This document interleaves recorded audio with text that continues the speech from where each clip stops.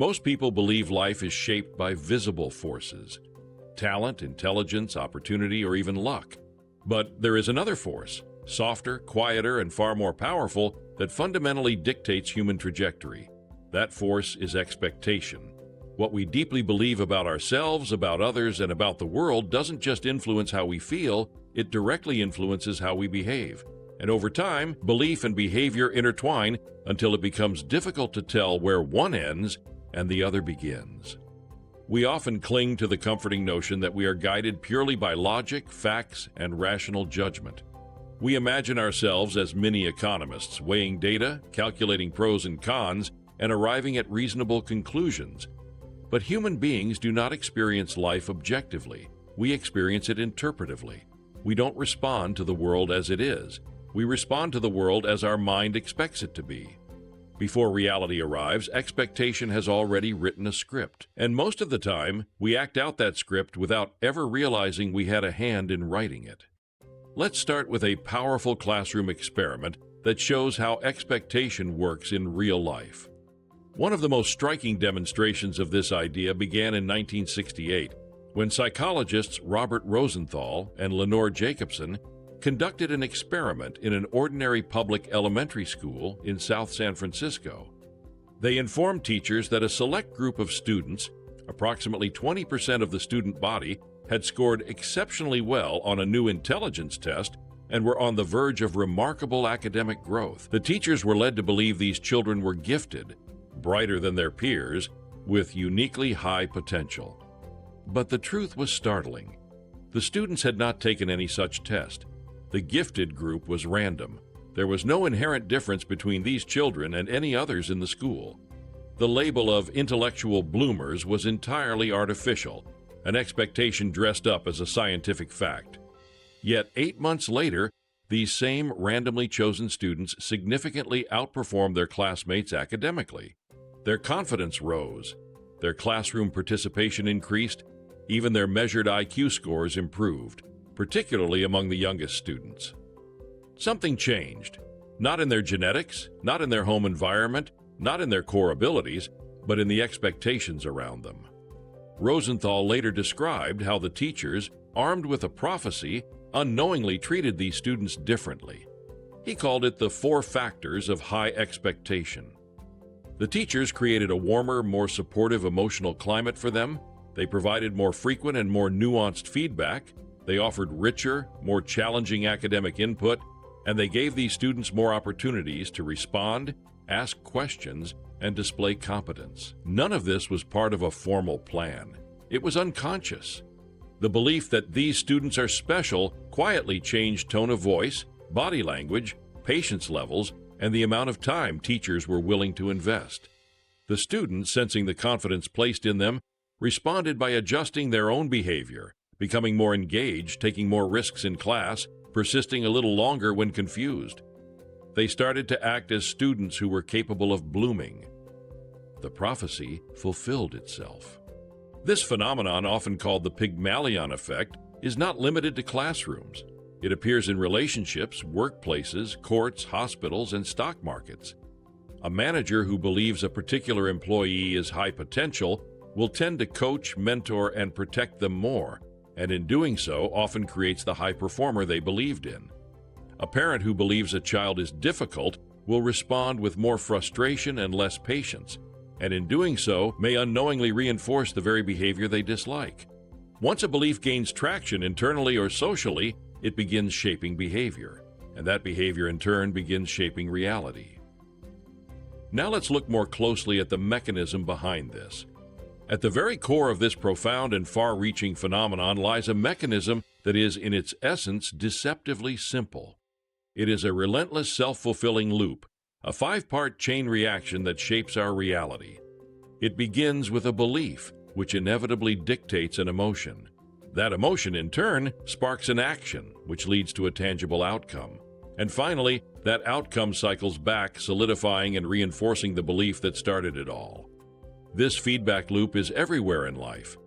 Imagine a person who believes, "I'm not good with people." They enter social situations already anxious. That anxiety is not invisible. Others can see it in their stiff posture, hear it in their hesitant tone, feel it in the way they avoid eye contact, or cling to the edges of the room. Trying to protect themselves from embarrassment, they speak less, reveal less, and retreat quickly from conversations. People around them interpret this withdrawal as disinterest, aloofness, or coldness. The interactions feel flat and short. The person goes home thinking, "See, I knew I was bad with people." The outcome validates the original negative belief, and the loop strengthens. Meanwhile, someone who believes people are generally friendly and open walks into the same room with a very different internal script. They expect warmth, not rejection. That expectation creates ease in their body. Their shoulders relax, their facial expression softens. They smile, introduce themselves, ask questions, and listen. Their openness is naturally reciprocated. Most of their interactions reflect friendliness. They leave thinking, people are pretty kind, actually. The belief creates emotion. Emotion shapes behavior. Behavior invites a particular response, and the response reinforces the belief. Two people, one environment, two entirely different realities, created not by the external world, but by the internal expectation and the behavioral loops that expectation generates. The same pattern can be seen in careers. A person who believes "I'll never be promoted here" stops volunteering for new projects, avoids leadership opportunities, and adopts the emotional posture of resignation. Their manager sees a lack of initiative and, unsurprisingly, overlooks them when promotions become available. Another employee believes "if I keep improving, I'll eventually rise." They ask for feedback, take on hard tasks, and signal readiness. The organization responds accordingly. The difference is not fate, it is the loop. To understand why this loop is so powerful, we need to look at how the mind filters reality. This entire process begins before behavior at the level of perception. We don't simply see, we filter. Psychologists call this schema theory. Our minds create mental maps or frameworks constructed from past experiences, memories, assumptions, and expectations. Once formed, these mental maps determine what we notice, what we ignore, and what meaning we assign to events. They are shortcuts that allow us to interpret a complex world quickly, but they come at the cost of objectivity. If your schema dictates that people are kind, you will naturally notice small acts of generosity. The stranger who holds the elevator, the colleague who offers help unprompted, the neighbor who smiles in passing. You will interpret neutral behavior charitably and quickly forget the occasional rudeness.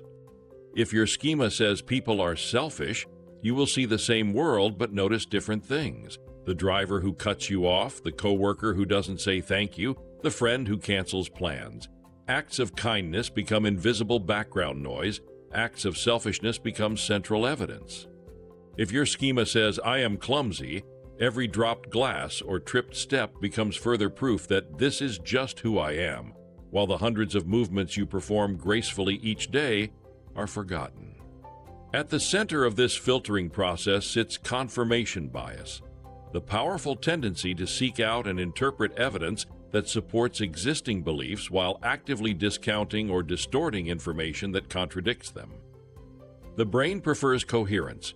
It would rather preserve a familiar story than endure the discomfort of revising it. This is the intellectual comfort zone that often sabotages growth by protecting our established mental maps from necessary challenge. This is why two siblings can grow up in the exact same household, one believing the world is abundant and full of opportunity, the other convinced it is hostile and rigged against them. Their external environment is shared, but their internal schemas are not, and their lives bend in different directions accordingly. Belief changes perception, but perception is only the first step. The deeper transformation happens when belief changes behavior. Now let's move from inner perception to outer action. Belief doesn't just change internal perception, it changes external strategy and effort. Consider the story of Howard Schultz, the man who built Starbucks.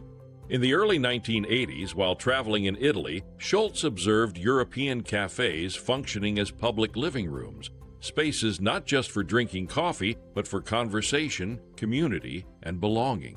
He returned to the United States with a conviction that Americans didn't simply need better coffee, they needed connection.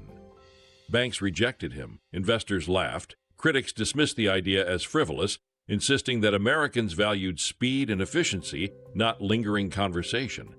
The safe belief was that coffee was a commodity, nothing more. But Schultz's belief was strong enough that it guided his decisions. He insisted on higher quality beans when cheaper options were available. He invested in store design not just for throughput, but for atmosphere. He called employees partners, offered them stock options, and trained them to create a consistent yet human experience. His belief in the value of the third place, not home, not office, but somewhere in between, shaped thousands of tiny decisions. And those decisions shaped a global culture of coffee houses. Reality eventually reflected his original expectation. Now contrast that with BlackBerry. In the early 2000s, BlackBerry was not just a phone, it was a status symbol of seriousness and authority. Governments, corporations, and professionals around the world relied on it. The term crackberry emerged because users were so dependent on its secure email and physical keyboard. For many, BlackBerry was mobile communication. Inside the company, a powerful belief took root. People value productivity over pleasure. Physical keyboards are essential. Security and email will always matter more than touchscreens and apps. That belief felt rational because for years it had been correct. That belief shaped behavior. Touchscreens were dismissed as toys. Consumer apps were treated as distractions. Leadership believed smartphones were tools for work, not platforms for everyday life. Meanwhile, reality was shifting. When Apple introduced the iPhone and Google followed with Android, smartphones became personal ecosystems, cameras, maps, entertainment, social life, and commerce all in one. But belief filtered perception. What didn't align with BlackBerry's identity was minimized or delayed. By the time BlackBerry attempted to adapt, the outcome had already taken shape. The belief had guided strategy. The strategy had constrained innovation, and the constraints proved fatal. The same belief, behavior, outcome loop that once made BlackBerry indispensable eventually made it irrelevant. The mechanism does not judge, it simply amplifies the expectations we act upon until they become destiny. Let's shift now from the external world to the body itself. One of the most remarkable areas where belief influences outcome is biology. The mind does not simply interpret the body, it instructs it. The placebo effect, the improvement of symptoms from a treatment with no active medical ingredient, has been documented in thousands of studies.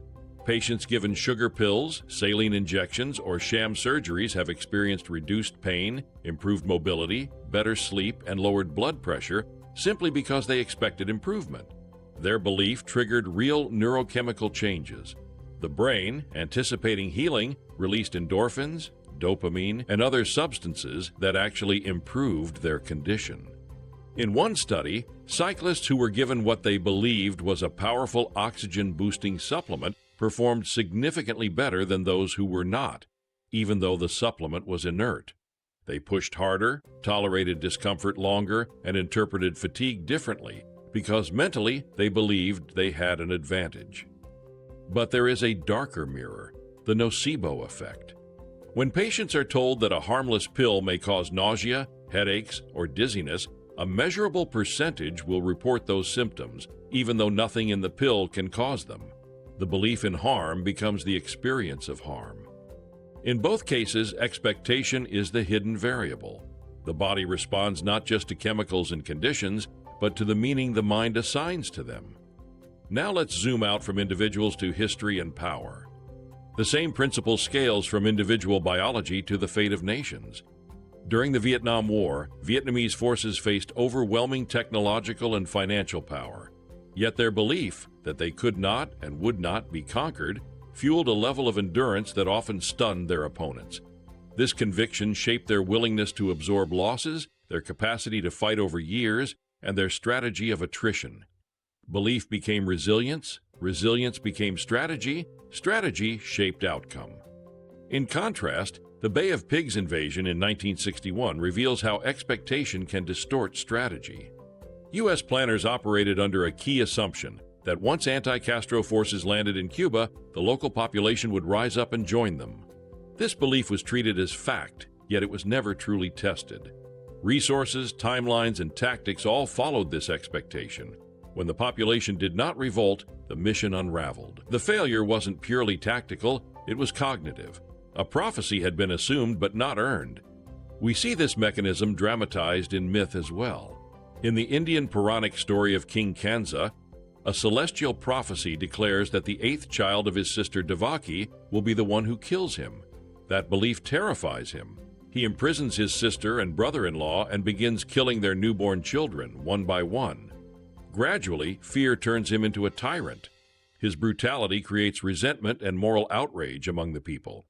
In trying to prevent the prophecy, his actions make it morally inevitable that he will eventually be overthrown. The belief shapes his behavior.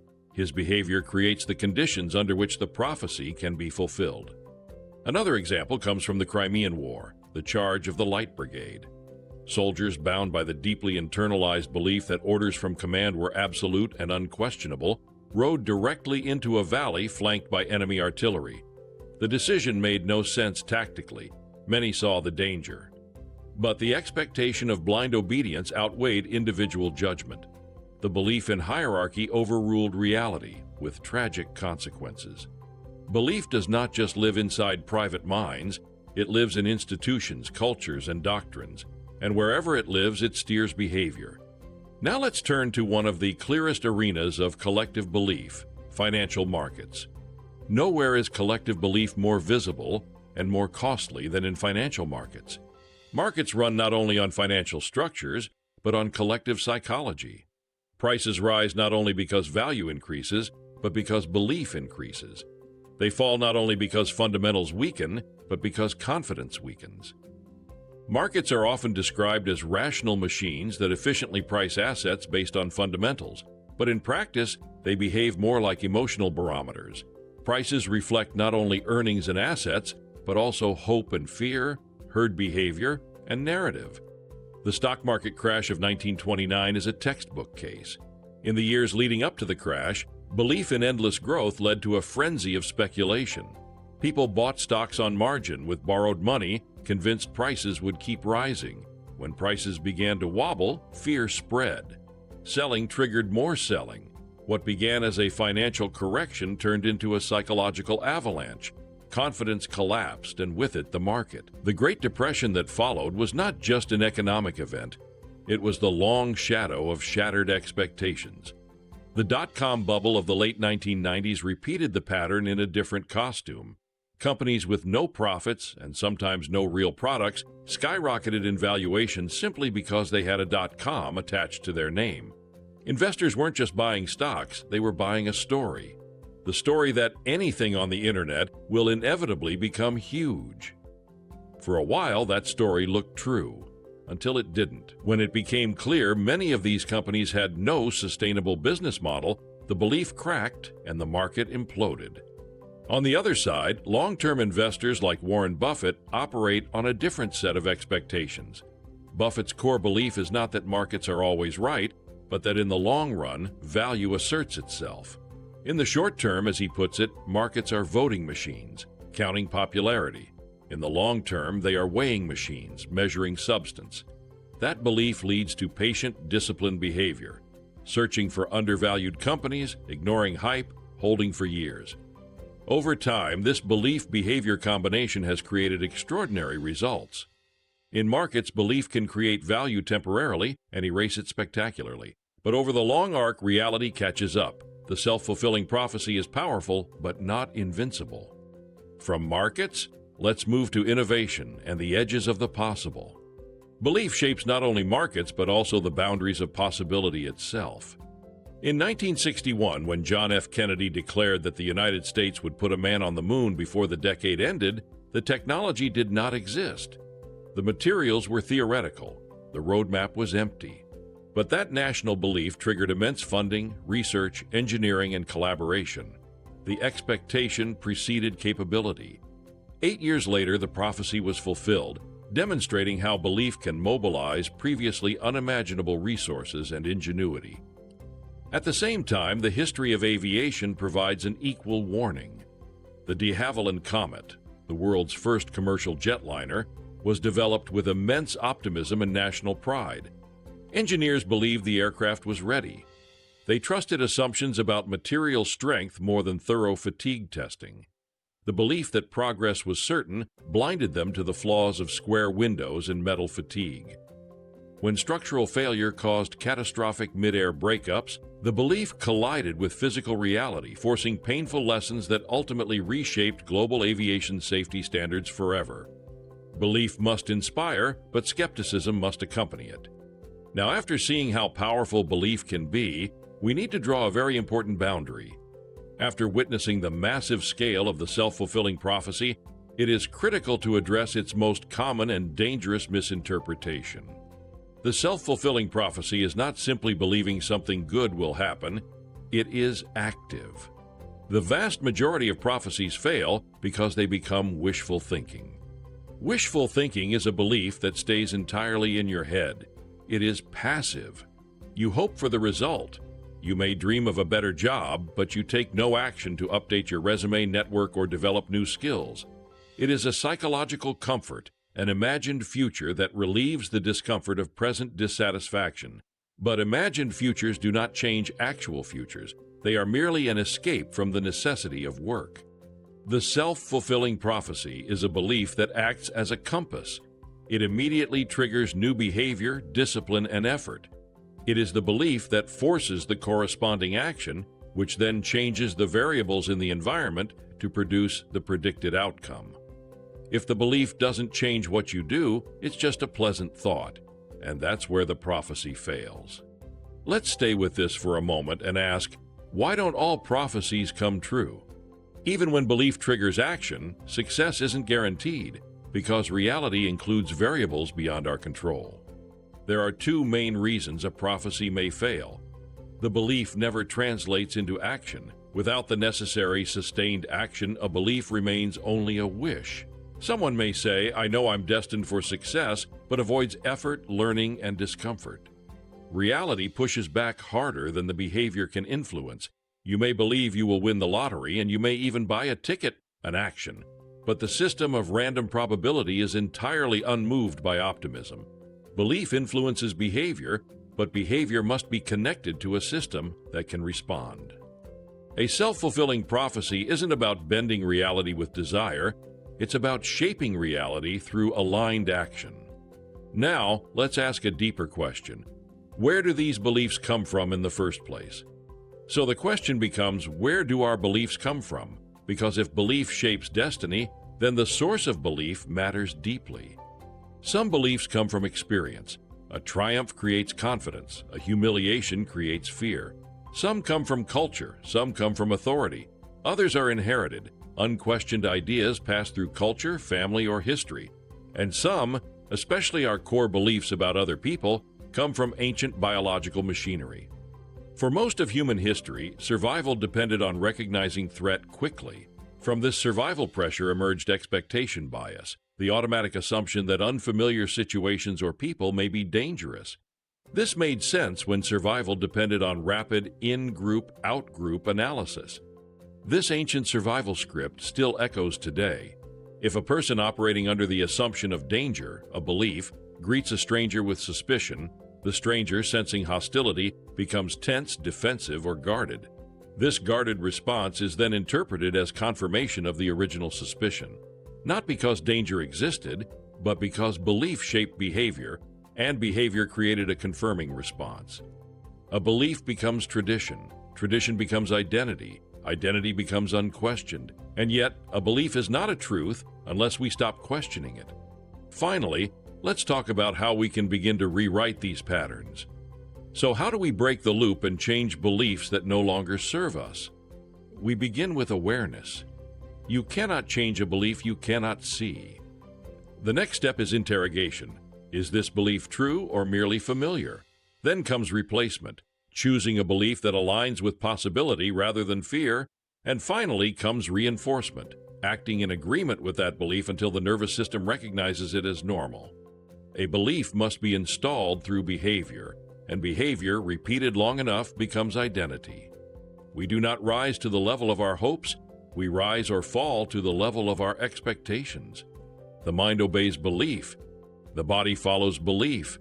Behavior expresses belief. And eventually, belief becomes experience, experience becomes memory, memory becomes identity, identity becomes character, and character becomes destiny. Belief is not everything, but in the domains where behavior can shape outcome, belief is the beginning of everything. We are not merely living life, we are living the story our minds believe is possible. So the real question is not, what do you want? The real question is, what do you expect? Because eventually, quietly, gradually, relentlessly, expectation becomes fate. Your journey toward practical wisdom begins with clarity, and I'm honored to walk that path with you. Together, we're building a world where wisdom is practical, accessible, and deeply human. If you enjoyed this video, please like it, share it with others, and subscribe for more.